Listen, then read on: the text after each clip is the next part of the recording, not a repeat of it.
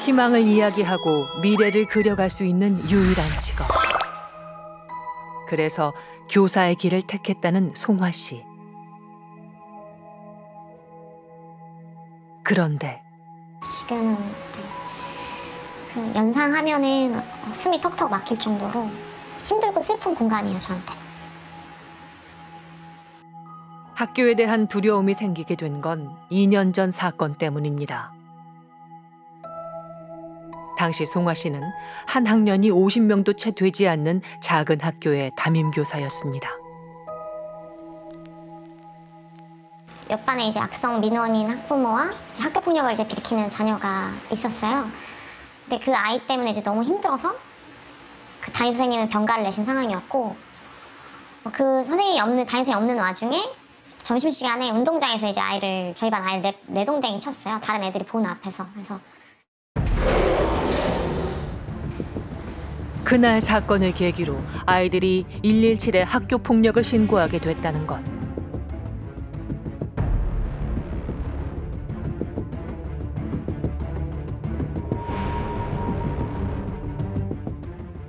아이들이 너도 나도 신고에 동참하면서 그날의 일이 시작됐다고 했습니다.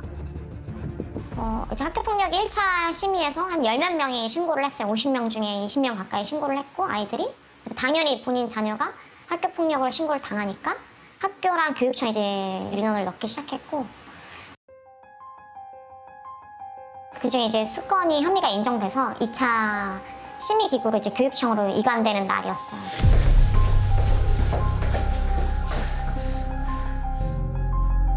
근데 이제 수업 중인데 교실문을 벌컥 열고 들어와서 너무 놀랬죠. 그러니까 아이들도 너무 이제 패닉 상태고 저도 상당히 패닉 상태였죠.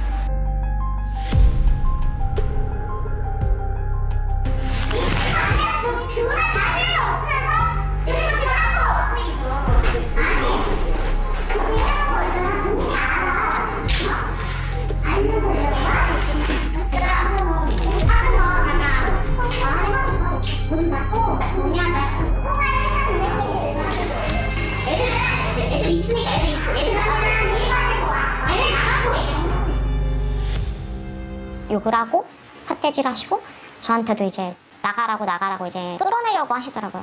그 와중에 이제 본인 뜻대로 안 되니까 저 이제 막 목 조르시고 끌고 나가시려고 하다가 이제 경찰이 왔을 때 상황은 일단 종료됐죠. 그리고 며칠 후 최송화 선생님은 폭행 및 아동학대로 고소를 당했습니다. 고소인은 학폭으로 신고된 아이의 어머니. 아이의 어머니가 교실로 찾아왔을 당시 송화 씨가 자신의 몸을 밀쳤다며 폭행을 주장했고, 다른 학생들 앞에서 아들을 폭력적인 아이로 몰아갔으니 아동학대에 해당된다는 겁니다. 저희 반 아이를 때렸으니까 지도할 수밖에 없잖아요. 다 불러서 왜 때렸니? 그 상황이 어땠고? 이제 그런 걸 지도했다라는 거에 이제 불만을 품게 된 거죠. 그 목격한 아이들 다 불러서 지도를 할 때 우리 아이를 폭력적인 아이로 몰고 갔다. 이제 그래서 우리 아이가 정서적인 학대를 당했다라고 해서 이제.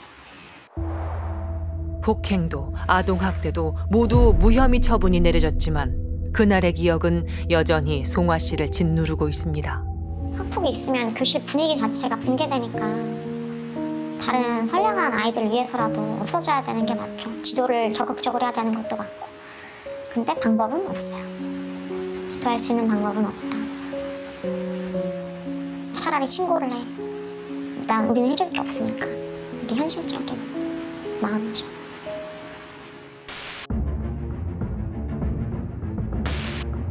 (2012년) 학교폭력 예방 및 대책에 관한 법률이 개정되면서 학생들이 당하는 모든 폭력을 학교폭력으로 규정했습니다. 학교폭력 예방 및 대책에 관한 대안은 학교폭력의 범위를 학생 간에 발생한 사건에서 학생을 대상으로 발생한 사건으로 확대하고 가해 학생을 신속하게 격리하고자 하였습니다. 법안은 복잡했고 시행령에는 허점이 많았습니다. 그러다 보니 학폭 심의를 주관하는 학교에 대한 부모들의 불만이 폭주했고 민원도 끊이질 않았습니다. 특히 이제 그 가해 학생으로 신고된 학부모님들이 워낙에 이 부분에 대해서 민원도 많이 제기를 하시고 또 국가인권위원회에다가 진정도 많이 하셨어요. 뭐 일례로 가해 학생에게 훈육의 차원에서 공개 사과를 시켰는데 이게 인권 침해라고 해서 그 뒤로는 선생님들이 어떠한 공개 사과도 하게 할 수 없는 그런 상황이 생겼고, 민원이 잦아지면서 2020년 3월 교육부는 교내 학폭위를 폐지하고 학폭심의를 교육청으로 이관했습니다. 다시 말해 학폭을 인지하고 학폭 신고를 접수하며 신고된 학폭에 대해 조사하는 건 학교로, 그 조사 결과를 토대로 심의를 하고 처분을 내리는 건 교육청으로 역할을 양분하게 된 것입니다. 그러다 보니까 학교는 그냥 매뉴얼대로 그러면 그냥 절차대로 진행을 하겠습니다 라고 할 수밖에 없는 거고. 근데 그래 놓으니 선생님들이 이제 아이들 입장에서 어떠냐면 선생님들이 수수방관하는 것처럼 보이는 거예요. 이런 갈등이 생겼을 때 선생님이 적극적으로 중재하는 것 자체를 하지 않으시고, 그 다음은 이제 학교에서 할 수 있는 역량은 떠났으니, 범위는 떠났으니까 이제는 뭐 교육청으로 가셔야 돼요. 뭐 법적인 소송은 뭐 개인의 선택입니다. 이렇게밖에 안내할 수 없는 이 기계적인 어떤 처리 과정, 이런 것들이 사실은 지금 학교폭력의 제도나 법의 어떤 본 취지를 다 살리지 못하는 문제들의 이제 큰 원인 중에 하나죠. 지난 12월 학폭 신고를 하고 난 후 악몽 속에서 하루하루를 살아가고 있다는 지혜 씨 가족. 상대 학생 측과 상해, 과실치상, 명예훼손 등 형사 고소에 학폭 심의 결과를 취소해달라는 행정 심판까지 법적 분쟁이 끝없이 이어지고 있다는데요. 그 모든 사건의 발단은 지난해 겨울. 친구들과 축구를 하고 있었다는 민준이.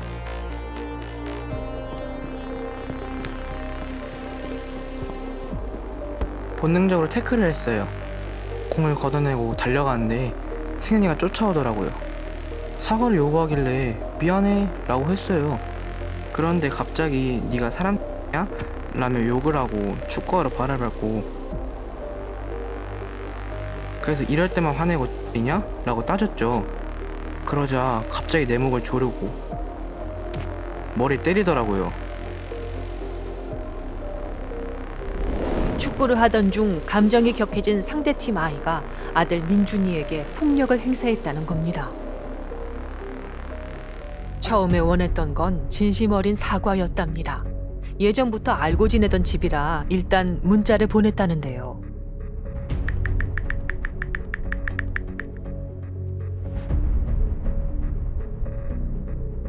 근데 얘기는 해야 될 것 같아서 문자는 보냈어요. 근데 대뜸 오는 게 네 증거 있니? 이렇게 말하는 딱 그렇게 카톡이 오더라고요. 그럼 아니라는 거예요, 이거. 학폭 신고해서 학교에서 얘기하자는 거 저한테. 다음 날 지혜 씨는 곧장 학폭 신고를 했고 사안 조사가 진행되면서 상대 역시 맞신고로 대응해 왔습니다. 상대 학생인 승현이 쪽 주장은 이렇습니다. 민준이가 먼저 고의로 거친 태클을 걸어왔고 그로 인해 넘어지면서 무릎을 다쳤다는 것. 그래서 사과를 요구했지만 놀리는 말투로 사과를 하며 도망을 다녔고 그 모습에 화가 나 서로 욕하며 싸웠다는 겁니다. 그 과정에서 머리를 한 대 때렸을 뿐 목을 조른 적도 축구화로 밟은 적도 없다고 했습니다. 양측의 증거 자료와 진술을 모두 검토한 학폭위 심의위원들은 민준이의 피해 사실을 인정했고 맞신고를 한 승현이의 주장은 받아들이지 않았습니다. 결국 접근과 보복 금지, 교내 봉사 5시간의 처분이 내려졌습니다. 그러나 승현이 측은 심의 처분이 위법 부당하다며 취소를 구하는 행정심판을 청구했습니다.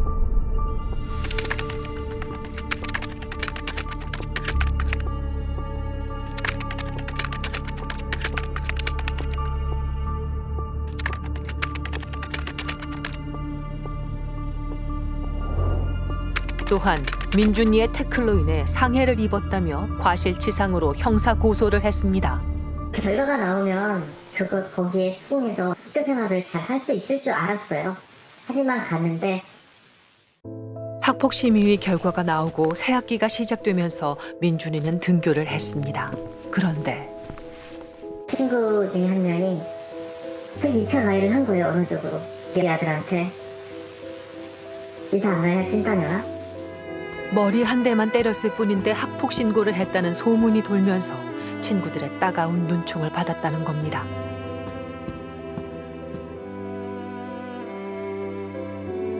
지나가면서 툭툭 던지는 말들 있잖아요.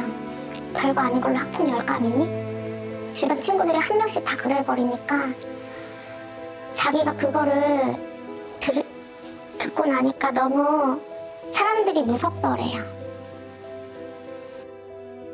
그러고 나서 학교를 못 나갔어요, 우리 아이가. 신고해서 처분까지 받았는데 이 처분 받은 거를 다른 사람들한테 알릴 수가 있나요, 저희가? 비밀 보장 때문에 못 알리죠? 피해자하고 가해자 아이들만 어떤 처분을 받았는지를 알고 있는 상황이고 그걸 발설을 하게 되면 명예훼손으로 고소가 들어올 수 있는 구조더라고요. 학폭위는 비공개가 원칙. 당사자가 아니면 어떤 내용을 심의했는지 또 어떤 처분이 내려졌는지 알 수 없다는데요. 그러다 보니까 아이들이 그거에 대해서 없는 말, 있는 말 다 지어내서 하나 바보 만들려고 거짓말을 그렇게 하는데 아무도 그거에 대해서 추궁을 하지 않아요. 끝내는 피해자 코스프레 한다는 그 이야기 하나밖에 없거든요. 저희 아이한테 남은 거는. 네, 저는 그 문제의 시작은 사실 현재 학교폭력 예방법이라고는 생각은 됩니다. 왜냐하면 이 갈등과 학교폭력의 개념이 현재는 굉장히 불분명한 상황이거든요. 학교폭력 예방 및 대책에 관한 법률, 일명 학폭법에서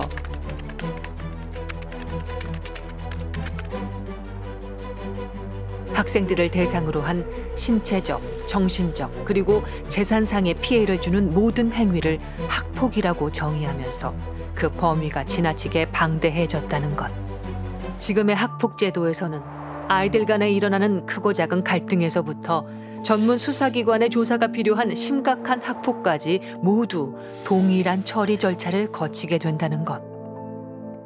이제 교육 현장에서 다룰 수 있는 이 학교폭력의 범위와 교육 현장에서 다루지 않고 반드시 뭐 사법이라든지 외부의 어떤 개입이 필요한 학교폭력도 있다. 그런데 지금은 다 혼재되어 있는 거예요. 교사는 교육에 대한 전문가지 어떤 법률 전문가는 아니거든요. 그런데 지금 학교에서는 교사들이 수사기관과 사법기관과 같은 역할을 하면서 그 절차를 잘 지키기 위해서 그 교육적인 방향은 조금 자꾸 이렇게 뒤로 밀리는 느낌이 듭니다. 전반적인 정의부터 처리까지 다 바뀌어야 될 상황, 그러니까 시기가 온 것 같다.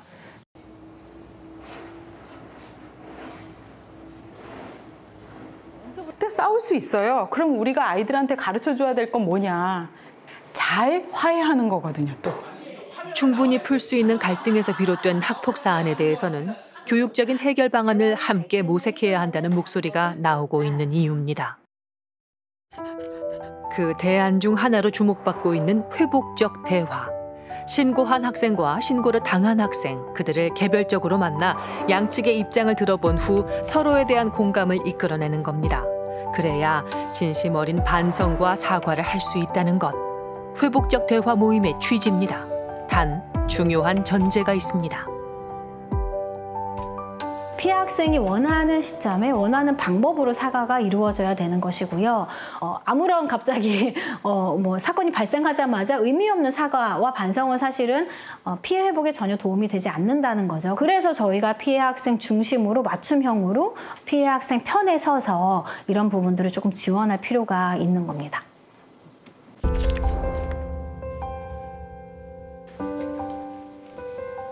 학폭 심의가 열리기 전 회복적 대화 모임을 갖기로 했다는 두 아이. 이미 두 번의 개별 모임을 통해 서로 대화를 할 의지가 생겼고 그래서 오늘 세 번째 본 모임까지 하게 됐다는 겁니다.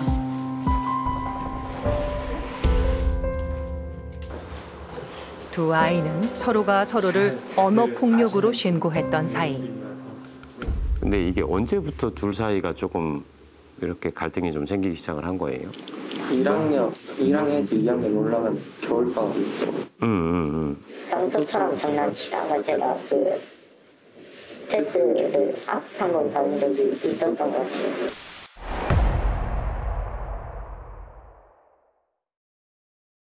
어, 1학년이랑 2학년 차이점은 약간 2학년 때는 더 과격하게 욕한다. 아, 1학년 때보다 조금 더 과격하게 욕한다.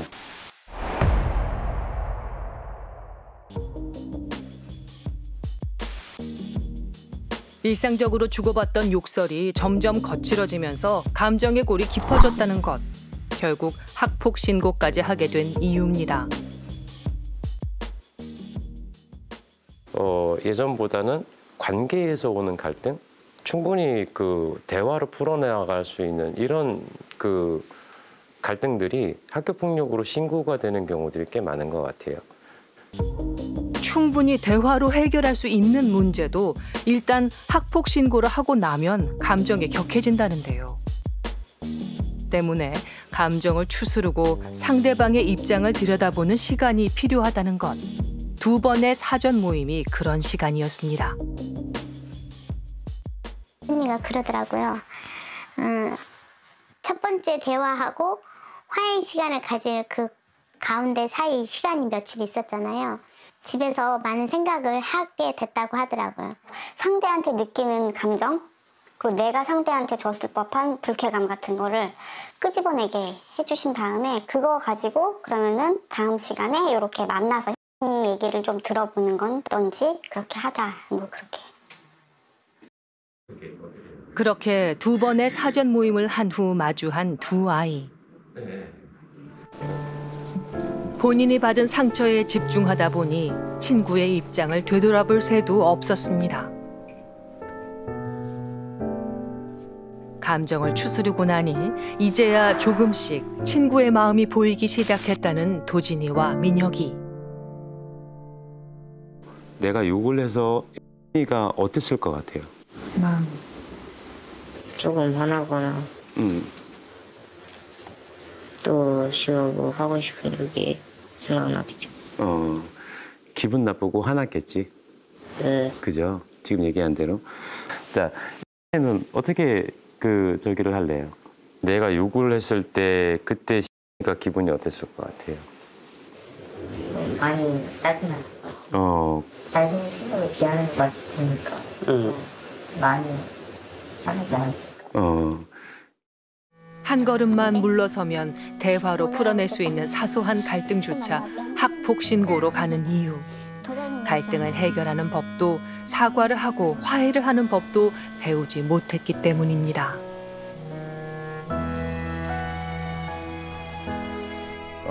그래서 이 거리를 조금 좁혀주는 게 사실은 사과할 때도 괜찮은 방법 중에 하나예요. 앞으로 조금만 더 와봐. 자, 악수 한번 좀 해보고 서로 눈 좀 봐. 아무리 왼수도 아니고 사과하는 자리인데. 인사 쓰자. 인상이 아니지 원래 표정이지, 그지? 그래.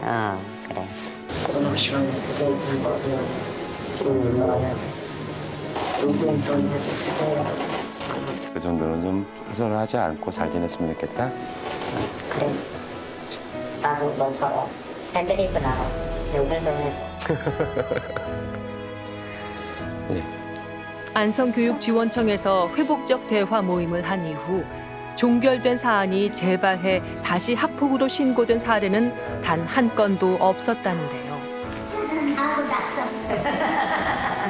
진정한 반성과 사과가 이루어졌기 때문입니다. 학교 폭력의 단초가 되는 것들 중에 많은 부분이 다르다는 것에서 오거든요.